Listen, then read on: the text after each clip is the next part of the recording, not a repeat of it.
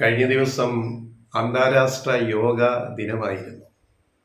കുറേ പേര് യോഗ ചെയ്യുന്ന ദൃശ്യങ്ങൾ നമ്മുടെ സോഷ്യൽ മീഡിയയിലും ദൃശ്യ മാധ്യമങ്ങളിലും പിന്നെ പത്രങ്ങളിലും വർത്തമാന പത്രങ്ങളിലുമൊക്കെ വന്നു കഴിഞ്ഞ് ഇന്നലെ ഇന്നുമായിട്ട്.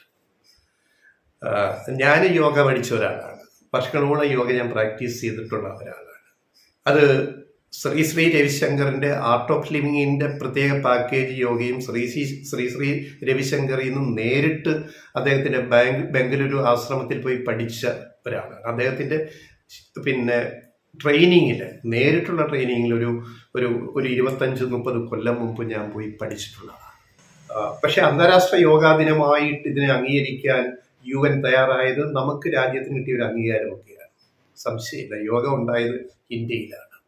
അപ്പോൾ ഈ കഴിഞ്ഞ പല യോഗാ ദിനത്തിലും ഈ യോഗാ ദിനം അന്താരാഷ്ട്ര ദിനമായിട്ട് UN അംഗീകരിച്ചതിന് ശേഷം എപ്പോഴും നമ്മൾ കാണുക, ഈ കഴിഞ്ഞ യോഗാ ദിനത്തിൽ വരെ കാണുക, ഇതല്ല ഇതിന് തൊട്ട് മുമ്പ് വരെ കഴിഞ്ഞ വർഷം വരെ ഉള്ള ജൂൺ 21 നമ്മൾ കാണുക, നമ്മുടെ പൂജനീയൻ ആരാന്നറിയാലോ, നമ്മുടെ പൂജനീയൻ ഈ അദ്ദേഹം ശീർഷാസനവും മയൂരാസനവും ഇത്യാദി പല കസർത്തുകളും കാണിക്കുന്ന വീഡിയോകൾ, ദൃശ്യങ്ങൾ, ഇമേജുകൾ ഒക്കെ സാമൂഹിക മാധ്യമങ്ങളിലും ചാനലുകളിലും പത്രങ്ങളിലൊക്കെ നിറയുന്ന ചിത്രങ്ങൾ നിറയുന്ന ഒരു സംഭവം ഉണ്ടായിരുന്നു.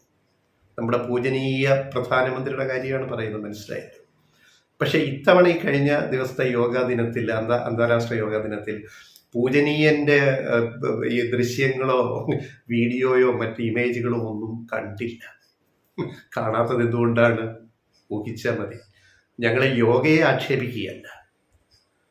യോഗ ഇന്ത്യൻ രീതിയുടെ ഒരു വലിയ ലോകത്തിന് കൊടുത്ത സംഭാവനയാണ്. അതിനെ നമ്മൾ നിരാകരിക്കുന്നില്ല. പക്ഷേ പൂജനീയൻ്റെ യോഗാ ദൃശ്യങ്ങൾ ഇത്തവണ എന്തേ പുറത്തു വരാഞ്ഞത്? ആരും ഷൂട്ട് ചെയ്ത് കാണിക്കാതിരുന്നത്? അത് നമ്മൾ ജനം എടുത്തിട്ട് പെരുമാറിയത് കൊണ്ടാണ്.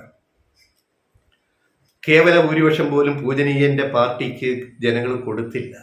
അതിൻ്റെ ഒരു സങ്കോചം, അതിൻ്റെ ഒരു പിൻവാങ്ങൽ, ഒരു വിഡ്രോവൽ, ഒരു ചമ്മൽ നമ്മുടെ പൂജനീയ പ്രധാനമന്ത്രിക്ക് ഉണ്ടായതുകൊണ്ടാവാം ദൃശ്യങ്ങളൊന്നും വരാഞ്ഞത്. പക്ഷേ തൃശ്ശൂരിൽ ഏറ്റെടുത്ത നമ്മുടെ മറ്റൊരു പൂജനീയൻ യോഗ ചെയ്യുന്നത് ആഘോഷിച്ചു മാധ്യമങ്ങൾ. ആര്? നമ്മുടെ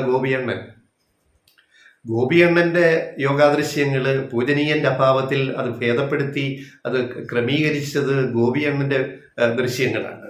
നമ്മുടെ ഗോപിയണ്ണൻ അല്ലെ ഗോപിച്ചേട്ടൻ എന്ന് പറഞ്ഞാൽ സുരേഷ് ഗോപി, അദ്ദേഹം യോഗ ചെയ്യുന്നത് അങ്ങോട്ട് കണ്ടു കഴിഞ്ഞാൽ പെറ്റമ്മ പോലും സഹിക്കില്ല. പിന്നെ മറ്റുള്ളവരെങ്ങനെ സഹിക്കും? യോഗ ചെയ്യാൻ പാടുപെടുന്ന ഈ ദുർമേധസ് നിറഞ്ഞ ശരീരമുള്ള, ആക്ഷേപിക്കുകയല്ല, ഒരാള് യോഗ ചെയ്യാൻ പെടുന്ന പെടാപ്പാടുകൾ നമ്മൾ കാണേണ്ടി വരിക. പൂജനീയന് പിന്നെ ഈ ദുർമേധസ്സൊന്നും ഇല്ലാത്തതുകൊണ്ട് അത് കാണാനൊരു ചന്തം ഉണ്ടായിരുന്നു. ഈ ദുർമേധസ്സുള്ള ഒരാൾക്ക് ഈ ഭുജംഗാസനവും മറ്റുള്ള ശീർഷാസനം ചെയ്യാൻ പറ്റില്ല. എന്നാലും മറ്റാസനങ്ങൾ, ഒരു ശവാസനം പോലും മര്യാദയ്ക്ക് ചെയ്യാൻ പറ്റാത്ത ഈ ഗോപിയണ്ണൻ്റെ അല്ലെ ഗോപിച്ചേട്ടൻ്റെ ഈ യോഗ കണ്ടിട്ട് നമുക്ക് സാഫല്യമടയേണ്ടുന്ന ഒരു യോഗാ ദിനമാണ് കഴിഞ്ഞ ദിവസം കടന്നു പോയത്. എന്ത് ചെയ്യാം? കേന്ദ്ര സഹമന്ത്രി കൂടിയായ നമ്മുടെ ഗോപിയണ്ണൻ്റെ ഈ യോഗ നമ്മൾ കാണാതിരിക്കാൻ പറ്റില്ലല്ലോ. അത് നമ്മുടെ ഒരു സുഹൃതമായിട്ട് നമ്മൾ അങ്ങ് ഏറ്റെടുക്കേണ്ടി വന്നിരിക്കുകയാണ്. അതാണ് അന്താരാഷ്ട്ര യോഗാ ദിനത്തിലെ പൂജനീയൻ്റെ അഭാവവും നമ്മുടെ പുതിയ പൂജനീയൻ്റെ ആവിർഭാവവും നമ്മൾ കാണേണ്ടി വരിക എന്നുള്ളത്.